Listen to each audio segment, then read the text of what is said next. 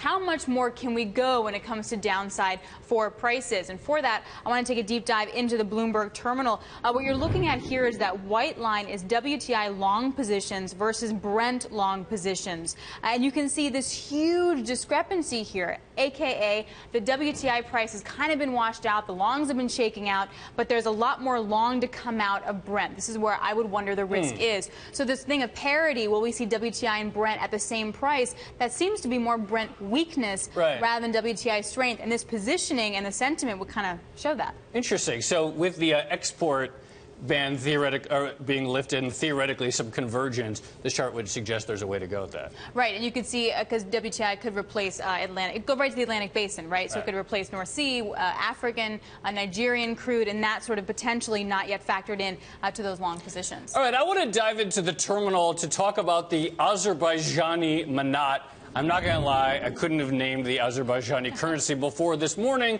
but the big news was that, like a lot of these other oil exporting countries, they've depegged their currency from the dollar.